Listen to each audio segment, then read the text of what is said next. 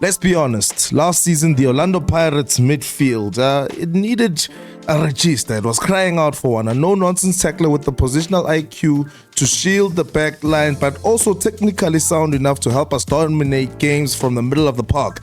And in SIHLE Nduli, I feel like we might have found the answer, but is he truly ready to be the anchor to a Premier League winning side? Well, we'll attempt to answer that in this video by looking at his profile, strengths and weaknesses, and see how he fits in to the Orlando Pirates midfield. Mr. Coach, are you ready? Do you understand the assignment? Asibangene man KP. Away.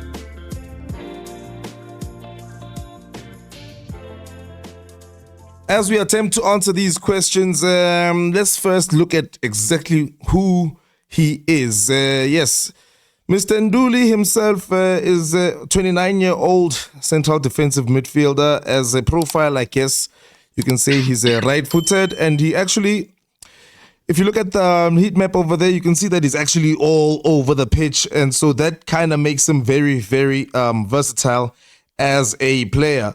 So, central defensive midfielder, their first job usually is to collect the ball from the center backs, start play, and basically dictate the tempo of the game. If you can think of a famous example that people like to use is a Sergio Busquets. So looking at his heat map there, looking at his age, he's also got, a lot of experience playing for Stellenbosch, which is a very well-organized, well-disciplined team. And so I hope everybody understands now that he is primarily a defensive midfielder and can also just move up a bit, but you can see he doesn't do much above the halfway line. So let's also now move on to his strengths. I would say tactical awareness, which means he can basically read the game very well, knows when an attack is about to start from the opposition, also knows where to position himself when it comes to what they call it, a counter attack or a counter press from the opposition team, and he's never found wanting in terms of being in the wrong position.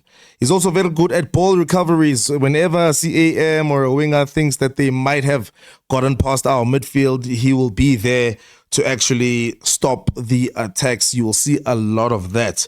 And also he is good at dictating the tempo of the game. He knows when to speed it up. He also knows when to slow it down, which is one of the most essential things that a CDM should have. And then his passing, he knows how to pass short, get it from the defense, give it to somebody if there's nothing on going forward, receive it again. And he's also got a long pass, so he's got a good passing range, which helps him dictate that tempo. And yeah, I guess in a nutshell, those are his strengths. But obviously, as we see how he will fit into the team, these things will be fleshed out. And then when it comes to his weaknesses, don't expect him to shoot at goal. You could see with the heat map there that he doesn't usually get into the opposition half and he doesn't create many chances. So I'm going to switch over to the tactical board with Mr. Coach Yebubab.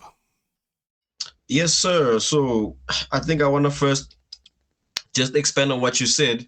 You like you said in the intro, he's more of a regista. So what you're gonna get that we haven't necessarily been getting with Umakaula is that he can actually tuck in right here in between the center backs and collect the ball through the press. So if you have players pressing down there, you can rely on Nduli to be comfortable on the ball. Again, he can also collect the ball directly from the goalkeeper, depending on who he's playing the midfield role with. A Mbule kind of character who's like an 8, you're likely to see Mbule also dropping back, and Nduli will actually tuck in right there just to occupy the two midfielders, so Mbule can, which we've already seen in preseason, so Mbule can collect the ball and get the move going. So it offers a lot in terms of build-up. But before I get there, I want to just quickly draw comparison to Mr. Cash. Mr. KB, if you can just take us to the stats so we can do a quick comparison there. Because as much as it's great to have a Regista, we know that we had an absolute gem, monster in the midfield position in terms of defending. And I'll just confirm that as soon as KB shows us those stats. Nduli, again, from a profile point of view, yes, we do know on the heat map he did cover as pretty much as much ground as Kaula covers as well. But I think more importantly, I want to draw attention to the defensive stats. As you can see, he is not far off behind Makaula. There's something that he does better, and there's some of the things that Makaula does better.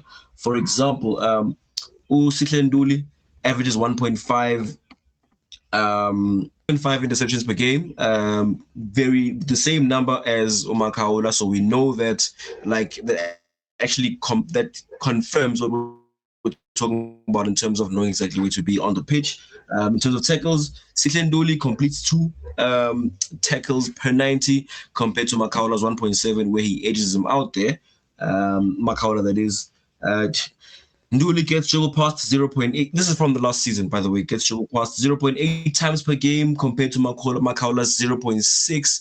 I think if you're rounding up, that's still the same 1. But I guess if you're rounding down, then Makaula will be better in the sense that he gets a dribble past half times a match, if you will. And then defensive clearances, again, SIHLE Nduli gives us 2.3 compared to Makaula's 1.5. And again, in terms of block shots per game, Makaula edges them, got 0.1 shot blocked compared to Nduli's 0. So that all is to say that they're very similar in terms of defensive stats and how much work they get done there. In fact, if you ask me, if you take one out and play in the other, in terms of defensive movement, you're going to get almost no difference. And I think I speak for everybody. Well, it's pretty clear that Kaula, having been nominated for the PSL Awards as the midfielder of the season, he has been a standout CDM. I think it's even arguable when it comes to comparing him to Otebo Homokwena, who's probably the best CDM we have in the country. But from a defensive point of view, very, very, very similar. So we know that we're going to get the same defensive work from Nduli that we're going to get from. Well, I want to just go quickly to the ground jewels again. Nduli 3 ground jewels compared to Makaula's 3.5 that he won per match. Aerial jewels, Nduli 1.5, 1 per game compared to Makaula's 1. So as we can see, Makaula has 1 more ground jewels, but Nduli 1 more aerial jewels. So this is just all to go again to confirm the fact that they are very similar from a defensive point of view, and you wouldn't be losing that quality that we got from Makaula defensively. And it could be just please, it's an example just to show you that a little bit of a snippet to show them that he can actually do it. I know it's going to be 1 move, but that's for me is just enough to draw attention to the fact that you're getting similar qualities. The tackle, as you can see, I mean, you can't even count how many times you saw Makaula do this in a game, and to see Nduli doing the same thing. Really, we lose possession very quickly, and very quickly he reads that and he finds himself right where the ball should be, and he wins the ball back for us to build up again. So I think that's just even though it's 1 clip, for me, it's enough to show you that you're going to get the same kind of defender or defensive work that you're going to get from Makaula. But the reason we're here, if you ask me, is what's going to happen in the ball. Like I did start a little bit explaining that Nduli is going to come deep here. Let's just assume that the ball is being started all the way back from chain, and you're up against a attack that's going to press really high.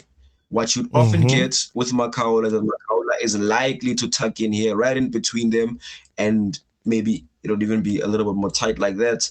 And Makaula wouldn't avail himself for the ball, and that's how we end up relying on Umbogazi and Upotlelo, whoever was playing centre back, to play the long ball directly to our wingers. However, with Nduli, even in this scenario, you can actually find him drop deep to come collect the ball, or you can take them with him and have a Mbule to collect the ball and get the attack started. Now, again, what matters is that once Mbule gets the ball, Nduli again will avail himself in these areas to help him in the build-up play, where another thing that he has that Makaula wouldn't get from is a lot of long balls. Now, not just long balls, but progressive long balls. So sorry. I just wanted to say, Hore, with that tactical board over there, I think it's also essential that you show Uti. He will make sure, Hore, I see you've got 2 attackers there. He'll make sure that he gets in between those and isn't beyond them. in order to start the play. So yeah. Yeah, that is true. That is true. Again, it will differ depending on who collects the ball. If it's a scenario where Nduli is the one collecting the ball, he will almost always avail himself right here. And I think you would have seen the preseason games that he's played, or the game that he's played so far, that he will avail himself right here, and he's actually able to turn in either direction. As you can see, as Pirates, we're going to probably play against a lot of low blocks with the front players pressing, and the fact that Nduli is able to collect the ball in this area that could be congested sometimes, he can find the progressive pass. I think there's going to be an example in one of the videos that KB is going to play for us just now, where Nduli actually gets the ball in this area, but is able to play a progressive pass through these two players. If you can just, I actually don't remember the order, Mr. KB, you forgive me there. Yeah, I've got the long pass playing now. Exactly what I'm talking about. He's right there in between those two players, and he's able to get us from defense into attack. Like I said, that's not a pass that we're likely to get from Makaula, and he gives us so much more options, Nduli, in that regard. Again, dictates play, what you're going to get. You didn't get a lot of 1-2 play from Omakaula and Mbata. If anything, you'd actually get Ujamini having to come all the way back here and then played with likely he would play a direct ball all the way to the striker, or maybe to the number 10 position where Tito would be lying around to get us into the other area. But what Nduli gives us is he can pretty much play along this whole line. And I think you saw that from the heat map as well. He can pretty much play along this whole line, playing those 1-2 to whoever's in the 8 position on either side, getting things started, waiting for the opportunity. And the KP, if you can just play clip number 3 for us there, where you'll see him playing in this area, picking the ball up and then switching it again. There we go. Again, for me, I've actually watched this clip uncountable times. I don't know what the word is there, but I cannot count how many times I've watched this play, because for me, it is beautiful to see. It's something we didn't have in our bag of chips last season. For him to play that little 1-2, draw the players in, and then play the long ball and get us into the final third. So I think that's going to be an incredible benefit for the way we set up this season, because it again allows us to move into the final third with that bit of accuracy. I mean, we've seen 2 long balls again, and then if we just play one more clip for us, KB, where we see him doing it in a short pass as well, where he's under pressure, he's under a press, and he's still able to get that progressive pass out of there, which again, Makaula wasn't exactly popular for. As you can see, he's able to play it right through there, and again, we are in an offensive position. So I think from a profile point of view and style point of view, like I was saying, we didn't have what you would regard as a Regista. Bata. We were begging him to do that job. Season, but we were begging him, bro. I guess as part of his development, we'll see if he'll do it this season. But with Nduli, he allows us to dictate play like that and actually control the ball all the way from midfield up until the final third. On the ground, in the air, we know that there's actually no need to rely on our fullbacks to play that long ball. And for me, that gives us a new dimension as a team and gives us a little bit more threat, because now they're kind of forced to press him as well. And again, he's not somebody who is too scared of the press, if you will. I feel like when it comes to the CDM, sorry to cut you off there, but I feel like when it comes to CDMs, that's the thing. You and I can get onto a field, receive a ball, turn around, and pass to other people. And that's what Mbata would do against what we would call the so-called weaker sides that don't put on too much pressure when it comes to pressing high up the field. And so that's why we were like, but you can do it. Why don't you just do it more often? And then we just realized that he knew that that's not his strength, and it's not, the biggest part of his game. So even the confidence to do it, he was lacking in it. And so with Nduli, we get somebody who does it game in, game out, who's been doing it his whole career. And so, I think the one I want to highlight the most is that you saw even with those clips, it doesn't matter where he's getting the ball. It doesn't matter who's around him. He knows what to do. If it has to be a ball back for him to get into a better position to receive it again and then make the pass, he can do that. Somebody like Slepe is the kind that he'll get the ball, see that there's too much pressure in front of him, give the ball back, and then move into a position where he's not even open enough. And then what's going to happen? We're going to have to be forced into a long ball. That would happen with Makaula. It would happen with Slepe. It would happen with Mbata. And it's a really good thing that we do have somebody who's like, no. This one is a ball back, but I'm availing myself again in order to now have the combinations and whatever. So I think in terms of being that missing piece, even if we didn't have the likes of Mbule, he would have at least definitely helped us dictate games. I want to add again, last season we had to now find mitigating factors for a lack of a player like that. Now you'd find sometimes Jose would set up with Okabelo Dlamini and Tito, and what he actually was trying to do there happened, with Makaula and Mbasa as well, that you'd find Makaula now playing almost like an 8, way advanced there, because he's not going to collect the ball from the back, so he'd go actually do the whole thing at front, and now Dlamini would have to drop deep to come do that Regista role. And for me, that ain't they shoot this up, because if you have ball players, Kaufela in the midfield on the pitch, you can have Nduli collect the ball and give it to another ball playing midfielder. But if it's now Shengo collecting it, Makaula is not really an option in terms of advancing us. So the fact that Mbule, for example, won't have to now do all the job of collecting the ball and then having to find anybody who's not a 6. I think the fact that once he collects the ball, even if he's the one collecting the ball, he still has Nduli as an option. And again, Nduli can turn. He can, I mean, his scanning is out of this world, if you ask me, because he can turn, play short, play long, recycle the ball. So we can actually start walking into games expecting to win the midfield battle, because that really wasn't our thing.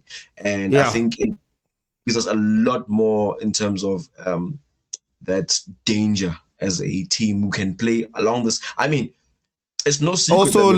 Also, sorry to cut you, but also with the 2 preseason games that we've seen so far, we can see that the coach also wants to do that. So it's all well and good us talking about we can do this and can do that, but I think the best part is that now Mr. Abdeslam is also looking to do that, looking to dominate in midfield.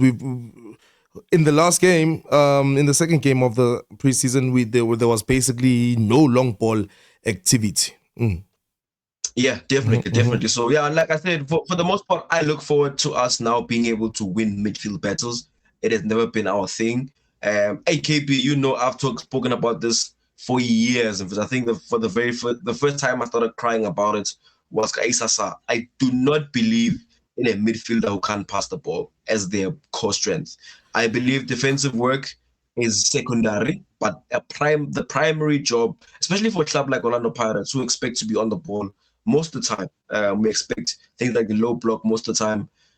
6 CDM on the ball in the first place, and everything else, again, it's important, but it's still secondary. So someone like Nduli, for me, fits that mold and takes us back to the way I think Lindo Pep also has mentioned it so many times. A midfielder must be arrogant, must be comfortable on the ball, be able to take play, and I genuinely believe that Nduli is finally that answer that he was seeking. I'd like to just take control of the technical board just a bit, just to illustrate something that I feel like we should be grateful of in terms of having this person here. So last season, when I don't know who we lost, but then we basically lost the ability to build out from the middle of the field. I would say it's probably when we lost Sesane. And so we turned into a back 3 after gaining the services of or putting TLP in the first team. And why was that? I think that's what I want to tackle. And that is mostly because we saw that our strengths are out wide once. And so we would have to go like this, if you guys can see. Just don't mind Nduli being there. But we'd have to set up in a midfield 3 so that we have these 3 people at the back. And so somebody must do something. It would either be TLP sometimes, it would be BC sometimes, and now and then it would be Ogi, because, a long ball is a long ball. It's not the hardest skill. But this is why we were like this in the in last season, towards the latter part of the season.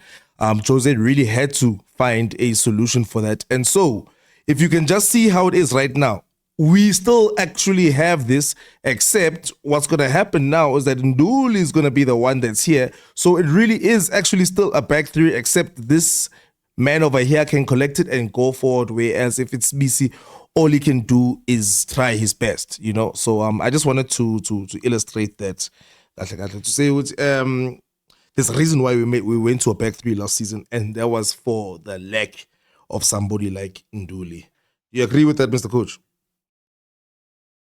To an extent, I mean, yes, I agree. Like I said, Jose found as many mitigating factors as he could, because he also knew that I lacked this thing. I mean, I still say Miguel Tim was there. He could have done the job, but didn't trust him. Yesterday's news. At the end of the day, he chose Makaula to be his man. So because he made that decision, he had to find other ways to make it work. Yeah. Well, then, with that said, Mr. Coach, are we going to dominate most of our midfields? Mamelodi Sundowns, are they going to be afraid? Do we have finally in Tito, Nduli, and Mbule, or whoever can replace the CAM and that three? Do we have something to really challenge Sundowns and not have to go to thread the back just to match them in such a way? I know the other thing that we were trying to mitigate was the fullback factor, but like I said, many mitigating factors, like you said. But I feel like if we did have that confidence in midfield, we wouldn't feel like we need to go into that back three. So will we dominate this season?